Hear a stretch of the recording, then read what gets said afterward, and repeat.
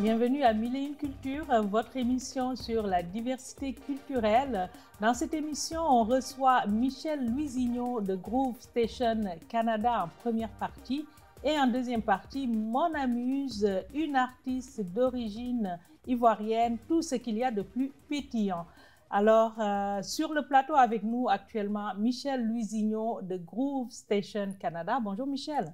Bonjour, merci beaucoup pour l'invitation. Ça me fait plaisir, ça me fait super plaisir. Et puis, tu es quelqu'un qui vient s'ajouter à la famille médiatique lavalloise. Exact. Voilà, donc vous avez lancé Groove Station Canada depuis 2 ans, vous m'avez dit, mais il y a comme toute une historique. Vous êtes dans le milieu depuis 10 ans au moins. Exact. Mais l'histoire a commencé que quand j'étais plus jeune, je faisais de la musique et j'ai rencontré un collègue, un ami qui habitait en France et pendant que je faisais de la musique, mais je pouvais envoyer ma musique en France.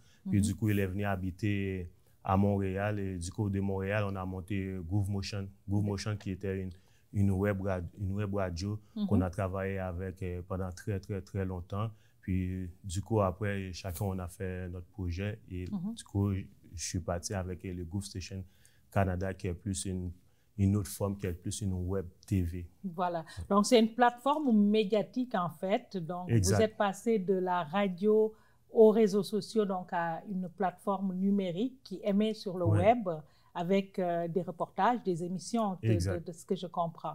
Et votre slogan, c'est le chemin de l'information. Exact. Le chemin de l'information, je trouve que c'était vraiment le slogan à trouver parce que peu importe ce qu'on fait, parce qu'à la base, la plateforme, c'est socio-culturel.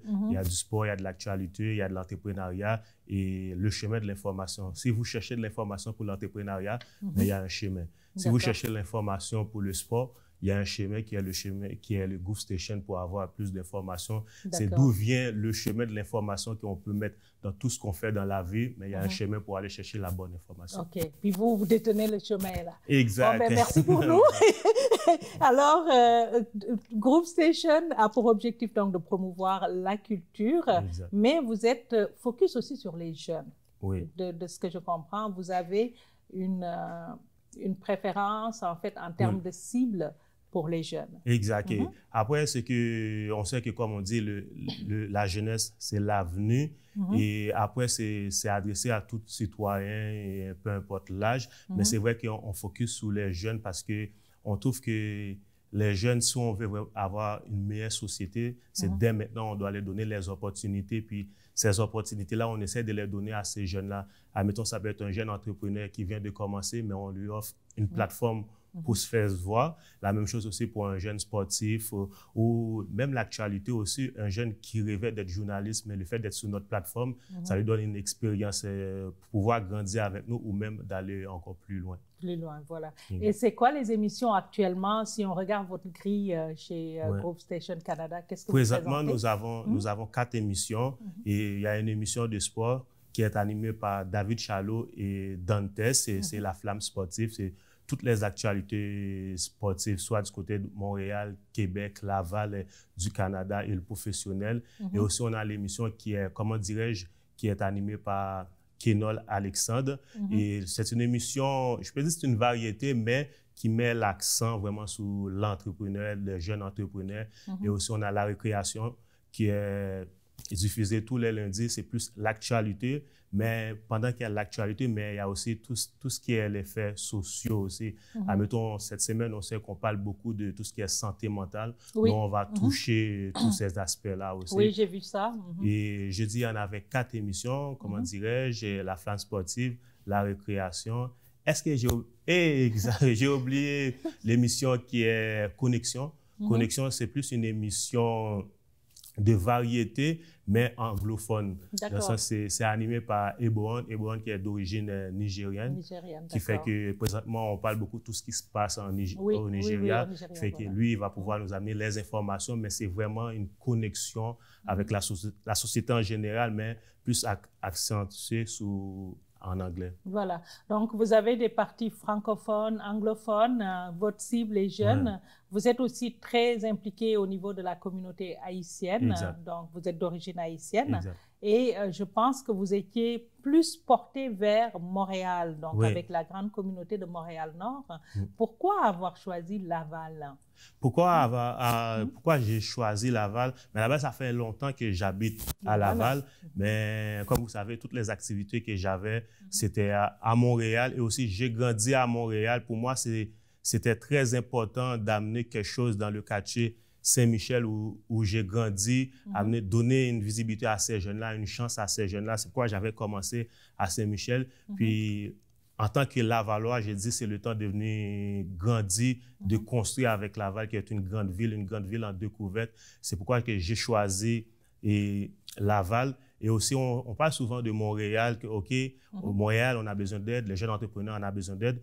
Moi, ce que j'ai entendu dans mon entourage, nous avons beaucoup de jeunes entrepreneurs du côté de Laval aussi qui ont besoin de l'aide. C'est ce qu'on vient d'amener, c'est rassembler tous ces jeunes entrepreneurs, tous ces passionnés de la culture ensemble pour pouvoir grandir en même temps, qui est notre ville, qui est Laval. OK.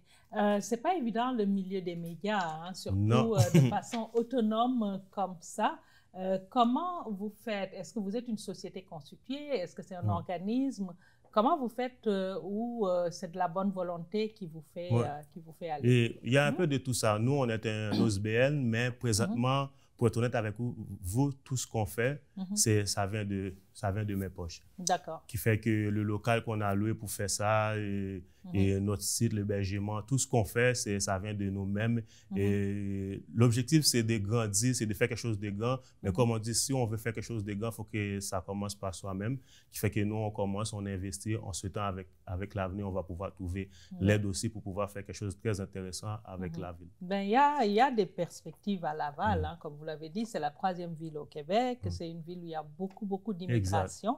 Un Lavalois sur 3, je pense, est issu de la minorité ou va être issu de la minorité d'ici quelques années. Exact. Donc, il y a du travail, il y a du champ à faire à Laval. Et quand vous dites grandir, donc vous, comment vous voyez grandir? Vous partez d'une radio, vous en avez fait une plateforme web. Exact. Comment vous voyez grandir encore plus à Laval? Grandir encore plus, c'est de mettre encore plus d'énergie déjà dans ce qu'on fait. Parce que quand je vous dis, ce n'est pas notre emploi, nous on le fait, mais c'est quelque chose qu'on fait très bien. Quand on veut grandir aussi avec le jeune entrepreneur qui vient de commencer. Juste le fait de le voir grandir aussi, pour nous, c'est grandir. C'est vraiment collectif. Nous, c'est vraiment, oui, on a commencé, on est sur le web, on sait que le web, présentement, on ne peut pas le stopper, mais on veut aussi être sur une chaîne qu'on va pouvoir diffuser aussi l'information.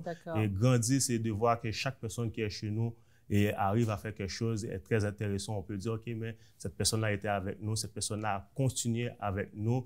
Et pour résumer, c'est de grandir avec ces jeunes entrepreneurs, grandir avec ces jeunes sportifs qu'on va donner de la visibilité, ceux qui sont au secondaire, au cégep, qui vont avoir des bourses d'études parce qu'ils ont eu cette visibilité-là. C'est vraiment le mot grandir, c'est grandir dans toutes les formes. Voilà, donc avec vos partenaires, avec votre public, puis avec un studio, donc une vision d'arriver en studio, donc de revenir à une diffusion câblée aussi.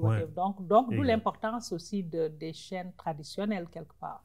Exact, c'est d'être un peu partout, de ne pas négliger le web, mais comme vous l'avez dit, c'est d'être câblé aussi. C'est un de nos objectifs. Et présentement, nous avons notre studio, mais à chaque jour, dans l'objectif de faire quelque chose de plus professionnel, de grandir aussi, on veut comme genre embellir ce studio-là qu'on a. Et aussi d'aller chercher l'information. N'oublie pas que vu qu'on travaille avec beaucoup de jeunes, qu'est-ce qui arrive, c'est que nous, si le jeune a la motivation, c'est déjà le départ pour nous.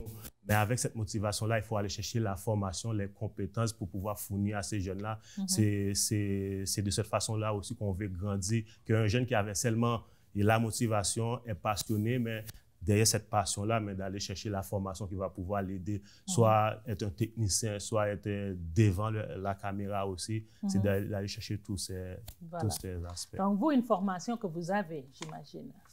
Oui. Ou que vous êtes allé chercher. Oui, j'ai été chercher justement en tant qu'intervenant, j'ai travaillé au milieu communautaire. J'ai beaucoup travaillé avec les jeunes, soit au YMCA, les écoles secondaires, mais aussi j'ai eu de la chance de travailler avec les itinérants.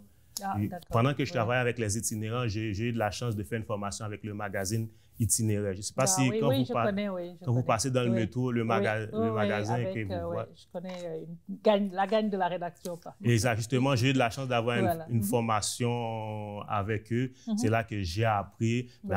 Puis le reste, c'est YouTube. C'est aussi quand j'ai de la chance d'avoir une petite formation, si je dois payer, je vais aller le chercher. C'est de cette façon-là. Comme je vous dis, souvent un jeune qui a une passion, une motivation, ça commence de là. Mais après, il faut aller chercher les compétences, de savoir mais comment telle chose fonctionne et pouvoir faire quelque chose. Et comme vous dites, oui, on est sur le web, mais il y a de la compétition. Pour faire quelque chose de très intéressant, puis il faut aller chercher la formation qu'il faut. Oui, puis de très professionnel. En tout cas, j'ai eu l'occasion de visionner quelques de vos émissions, puis de voir la qualité technique, puis le contenu qui est très, très intéressant aussi. Et vous mettez la grille horaire avec, j'imagine, vos collaborateurs, mais est-ce qu'il y a un coup de cœur dans tout ce que vous faites ou vous ne voulez pas faire de jaloux dans l'équipe? Et comme toute émission est très importante parce que, comme on dit, que nous, une des choses qu'on dit souvent à beaucoup de gens qui nous demandent des émissions, on dit on ne veut pas les émissions se répètent, qui fait que d'où vient que chaque émission est importante. Dans une émission qui est très jeunesse, mais on peut trouver que les citoyens normaux, les personnes qui sont plus âgées, ils vont se retrouver dedans. Pourquoi? En regardant une émission qui est très jeunesse, mais vous avez des enfants à la maison, vous êtes capable de savoir c'est quoi la tendance, qu'est-ce qui se passe, comment je peux venir en aide à mon enfant. La même chose, un jeune qui écoute une émission qui est plus mature, mais cette personne-là peut se projeter dans l'avenir pour dire « Ah, mais moi, j'aimerais être comme M. David, moi, je peux être comme M. Richardson », qui fait que il n'y a pas vraiment un coup de cœur, c'est que nous, on diffuse 24 sur 24, 7 jours sur 7, et nous avons d'autres émissions aussi en attente qui fait que toutes les émissions sont très importantes chez nous. D'accord. Donc, avec une ligne rédactionnelle quand même assez définie.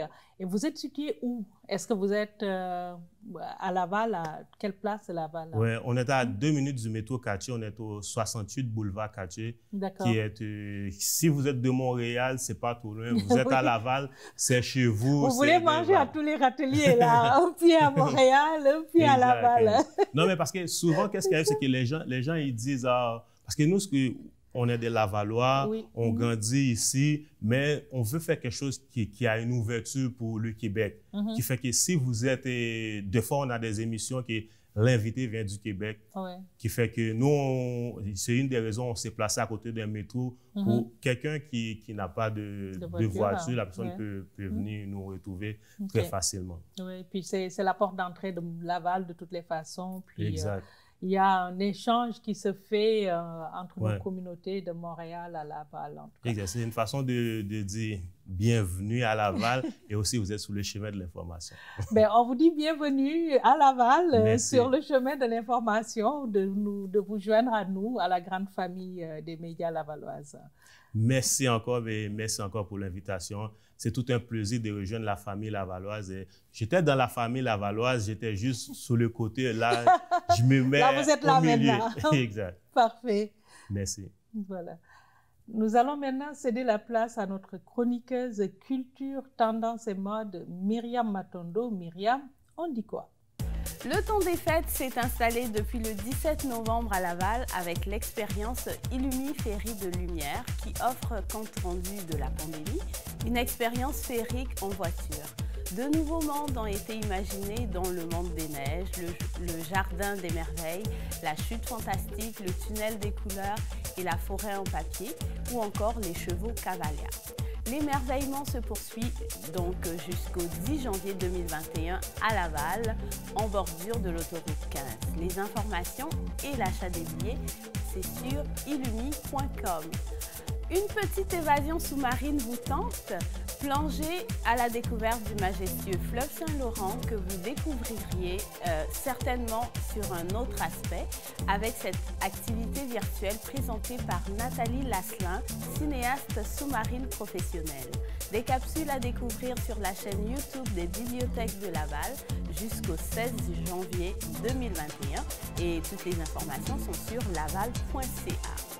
Restons dans l'exploration en passant des fonds marins au laboratoire avec les animations Jeunes au labo proposé par le musée Armand Frappier, un espace d'apprentissage que j'adore en passant. Le principe est simple, un animateur scientifique, des démonstrations de laboratoire, des quiz et des défis à relever sur le monde fascinant des micro-organismes. Vos jeunes de 6 à 13 ans démystifieront le monde des microbes, ces êtres vivants invisibles essentiels à la vie sur Terre. Plusieurs dates sont disponibles, visitez la page Facebook du musée Armand Frappier. Et si vous êtes un fan de jeux vidéo, vous serez servi avec la programmation du festival NUM, qui n'a jamais aussi bien porté son nom, avec l'histoire de la création des jeux vidéo. Des premiers balbutiements jusqu'à son statut d'incontournable de ce qu'on appelle déjà le 10e art. C'est toujours sur les sites de la ville et sur la chaîne YouTube des bibliothèques de Laval que vous pourrez visionner ces capsules. Dans la seconde partie de cette émission, nous recevons Mona Muse, chanteuse, auteure, compositrice et interprète, que nous avons d'ailleurs reçue à ses débuts sur le plateau de Mille et une cultures. Bonjour Mona. Bonjour Kadi. Voilà. C'est un plaisir de te recevoir. Je t'ai présentée comme une jeune artiste flamboyante, donc qui assume sa sensualité. Hein, c'est ce que tu es. Et je me rappelle que tu nous disais que tu définissais la sensualité elle-même, que tu en étais l'image vivante. Mais j'avoue que tu n'es pas que cela. Tu es une artiste talentueuse qu'on a du plaisir à entendre et à voir chanter. Alors, Mona, depuis ton premier single Ngologo que tu es venue nous présenter, comment évolue ta carrière? Qu'est-ce qui s'est passé depuis tout ce temps-là? Ça va très bien. Je grandis tranquillement. Une artiste en développement, en plus indépendante, c'est pas toujours évident. Mais j'y vais avec les moyens de bord. Je me donne tout ce qu'il faut pour pouvoir évoluer et devenir de plus en plus professionnelle dans le milieu. Après Ngologo, il y a eu Bolo, il y a eu Chéri Coco, on a eu encore 10 mois, on a eu Jaloux. Oui, en tout cas, plusieurs. C'est ça. Et Chéri Coco qui reste dans la tête de notre animatrice, là, elle nous l'a dit, c'est un verre d'oreille qui revient. Super, c'est super. Voilà. C'est une de mes chansons préférées. Aussi. On remarque un virage musical quand même un peu plus marqué vers le soul et un univers acoustique où tu es toujours ancré afro-pop. En ce moment, j'ai vraiment, il faut dire que je me suis essayée, je l'avoue, j'ai pas honte de le dire. Quand tu es toute seule à vouloir comme construire ta carrière, tu t'essayes. L'afro-pop, l'afro-beat, le coupé décalé, c'est très, très, très en vogue dans mon pays. Je viens de la Côte d'Ivoire, dans l'Afrique de l'Ouest, dans l'Afrique au complet. J'ai voulu renouer avec cette partie de moi-même. Et je vais dire, c'était pas évident, mais j'ai réussi quand même à comprendre cette musique, à vraiment l'intégrer à mon univers. Moi, je suis de formation soul. J'ai écouté beaucoup de R&B, j'écoute beaucoup de la pop, j'écoute de la néo-soul. Donc, faire ce virage, on l'entendait vraiment dans ma voix quand je chantais même sur des instrus afro-beat, afro. Mais aujourd'hui, avec l'album Surprise que je suis en train de faire, je veux revenir à la soul. Pas parce que j'ai pas aimé l'afro-pop, parce que ça n'a pas fonctionné, c'est juste que quand j'écrivais l'album, j'avais envie, ce qui sortait, c'était vraiment la soul. Je pense que c'est ce qui vient de mon âme, quoi. Ok, oui, c'est ça. Donc, toi, tu te définis plus comme une artiste soul, mais je t'avoue que les incursions afro-pop étaient très bien réussies. Moi, j'ai adoré Jaloux. Le décor, la danse, la rythmique, c'est la chaleur de l'Afrique, en fait. Ouais. Oui, je m'en éloigne pas pour autant, parce que dans l'album, j'en donne 3-4 chansons comme ça. C'est pas que je m'en éloigne, mais on va retrouver plus des chansons néo-soul, même du R&B fusion, dans l'album qui vient. Mais ça ne veut pas dire que je me déconnecte carrément de l'afro-pop. Non, je suis capable d'en faire, mais je vais en donner parce que mon public, veut pas, il est mélangé. J'ai un public occidental et j'ai un public africain. Donc, je n'ai pas le choix à un moment donné d'avoir cette culture métissée dans ma culture musicale. C'est le conflit avec lequel je me bats chaque jour, quoi. d'être au milieu de deux cultures. Porter des identités multiples, c'est une richesse quelque part aussi. Mona, un album en préparation. Donc, on l'attend quand? Est-ce qu'il est prêt à maturation? Tu as mis à profit, j'imagine, 2020, cette année-là, pour travailler ton album? Oui, j'étais allée en Côte d'Ivoire pour faire une promo. Malheureusement, on avait commencé la promo d'un de mes titres, Djonjo, que vous avez entendu au SICAF. La promo s'est arrêtée 1 mois après à cause du corona. C'était en même temps bien parce que j'y allais aussi pour l'album. On a pu préparer l'album, c'est-à-dire faire la démo. Là, nous sommes en train de l'emmener à maturation. Nous sommes en train de reposer les voix pour vraiment aller au mixage jusqu'au mastering. Moi, je dirais, pour avoir l'ensemble de l'album, je dirais 1 an. Mais je donne le premier single de l'album qui donne un aperçu du contenu dans 2-3 mois. D'accord. On l'attend avec impatience. Mona, on ne se quittera pas sans parler de la Côte d'Ivoire. Hein. Toi, tu es ivoirienne. Je te suis un peu sur les réseaux sociaux. Je vois comment tu es impliquée pour tout ce qui est aussi un côté féministe, liberté, puis beaucoup de démocratie aussi. Actuellement, il y a beaucoup de remous en Côte d'Ivoire après l'élection d'Alassane Ouattara avec un score record de 96%. Comment tu vis ça, toi étant ivoirienne, puis loin de ton pays d'origine? C'est super stressant. C'est sûr que, bon, on sent un peu le côté violation de la Constitution et tout ça. Mais à la fin de la journée, la Côte d'Ivoire, c'est très multiculturel. On a 60 ethnies mélangées. On n'a pas intérêt à avoir une guerre. Moi, je pense qu'aujourd'hui, je me sens anxieuse parce que j'ai ma famille qui vit là. La Côte d'Ivoire, c'est une partie de moi. Ce qui se passe, c'est que vraiment, tout le monde met balle à terre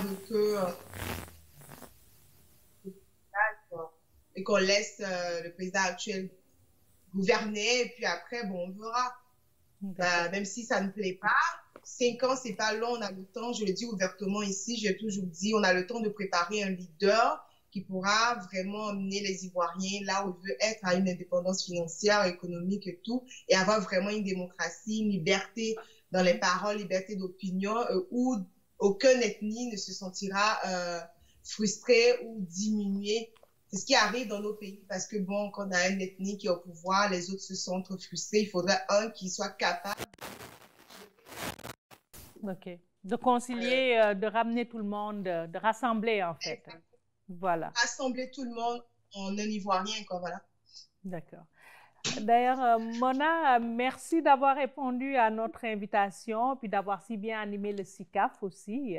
Merci à toi, Kadi. C'est toujours un honneur d'être avec toi. Tu es tellement belle, tellement gentille, tellement éloquente, après que je te le dise. Merci. C'est un peu... communauté culturelle. Et voilà, c'est un honneur pour moi d'être à tes émissions.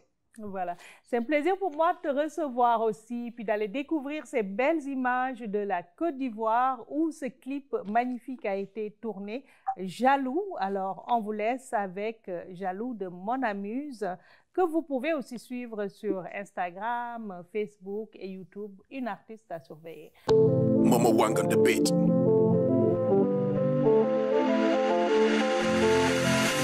Je n'ai plus, c'est rare, tu commences à divaguer.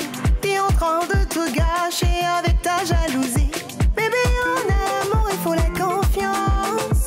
Se comprendre et tout partager. Yeah. Quand je sors avec mes copines, avec un ami, pour aucune raison, chez la voisine. Aller au marché, aller au ciné, me promener.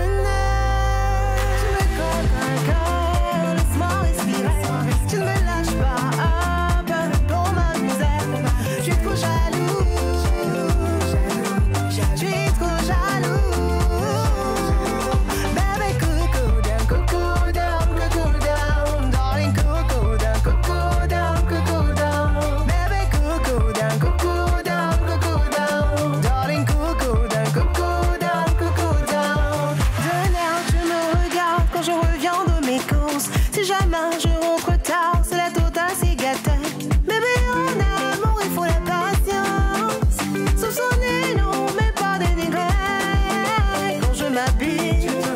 on sexy, c'est pas mes sous-terres, les mots des gamins, non, je vais travailler, me coiffer, m'arranger, pour être belle. Laisse-moi respirer, tu ne me lâches pas, pour m'amuser, je suis trop jaloux, je suis trop jaloux. Baby, coco down, darling, coco down, baby, coco down, darling, coco down, je suis trop jaloux, chérie, change un peu, je suis trop jaloux, non, non, pas comme ça, non, non, non, pas comme ça.